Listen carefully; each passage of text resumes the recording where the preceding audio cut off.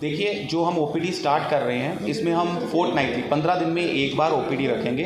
इसमें surgical oncology और radiation oncology और मेडिकल ऑन्कोलॉजी की सुविधा मौजूद रहेगी और प्रॉपर स्टाफ, इधर का जो ट्रेन स्टाफ हम करेंगे वो फर्दर पेशेंट्स को सुविधा प्रदान करेगा।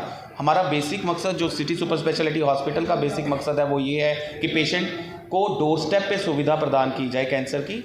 और भी हॉस्पिटल्स इधर होंगे जो कर रहे होंगे, लेकिन हमारा बेसिक जो है, हम internationally renowned chain of hospitals हैं। साउथ एशिया में हमारे 16 से 17 सेंटर्स चल रहे हैं और हमारा एक इंटरनेशनल ट्यूमर बोर्ड होता है जिसके थ्रू हम इंटरनेशनली भी केस डिस्कस कर सकते हैं और इंटरनली भी जो अमेरिकन ऑन्कोलॉजी इंस्टीट्यूट जम्मू की टीम है वो भी एक tumour board, medical oncology, surgical oncology, radiation oncology, critical care oncologist plus nuclear medicine specialist बैठ के डिस्कस करते हैं, फिर ट्रीटमेंट स्टार्ट करते हैं। और आज की डेट में इंटरनेशनली वे ऑफ ट्रीटमेंट यही है। यूएस से डॉक्टर जुड़ते हैं तो वो टेलीमेडिसिन के थ्रू ही जुड़ते हैं, इधर माइक्रोसॉफ्ट टीम के थ्रू या जूम लिंक के थ्रू, उसके थ्रू। प्लस हमारा एक रेडिएशन ऑन्कोलॉजी फोरम होता है हर थर्सडे को इवनिंग में, जिसमें हमारे जो भी प्लान्स होते हैं और जो भी ट्रीटमेंट्स होती हैं वो इंटरनेशनली वेट की जाती हैं, उनको देखा जाता है, कोई गलत हो तो हमें बताया जाता है और किस तरीके से करेक्शन करके पेशेंट्स का बेनिफिट हो सकता है वो बताया जाता है। ट्रीटमेंट्स होती हैं वो हिमकेयर आयुष्मान के आपके थ्रू ही इधर ऑलरेडी चल रहा है, प्लस ECHS ESI भी इधर उपलब्ध है, तो वो सारी सुविधाएं उसके थ्रू जैसे चल रही हैं वैसे ही चलेंगी।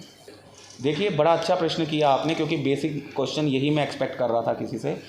बेसिकली कैंसर जो है वो एक प्रिवेंटेबल रोग है। बहुत कम लोगों को ये जानकारी है कि 40 से 60% कैंसर प्रिवेंटेबल है। अगर अपने लाइफस्टाइल्स में हम थोड़े बदलाव कर लें, जीवन शैली में व्यायाम को शामिल करें, हरी पत्तेदार सब्जियां और फलों का सेवन करें और सिगरेट और तंबाकू और अल्कोहल को अपनी जीवन शैली से निकालें, तो 40 से 60% कैंसर होगा ही नहीं।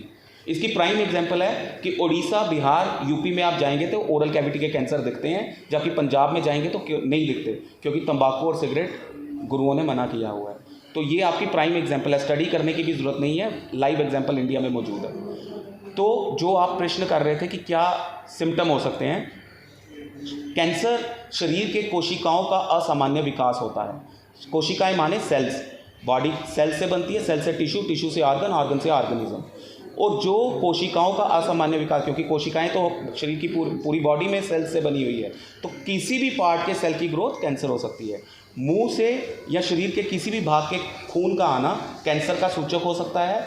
किसी गिल्टी माने तो ग्रोथ हो जाना, आप पता नहीं इधर लोकल लैंग्वेज में गिल्टी को क्या, गिल्टी जो होती है, गांठ का बन जाना, वो शरीर के किसी भी भाग में हो तो वो कैंसर का सूचक हो सकता है। महिलाओं के संदर्भ में कहें तो स्तन में गांठ का होना या बच्चेदानी की ग्रीवा के रास्ते खून का आना, या दोनों मेल और फीमेल्स में मूत्र के रास्ते या पखाने के रास्ते खून का आना, ये कैंसर के सूचक हो सकते हैं। शरीर के किसी भी भाग में तिल या मस्से का होना कैंसर नहीं होता, लेकिन तिल या मस्से के आकार में परिवर्तन आना, उसमें खुजली होना या उसमें हेयर ग्रोथ होना कैंसर हो सकता है।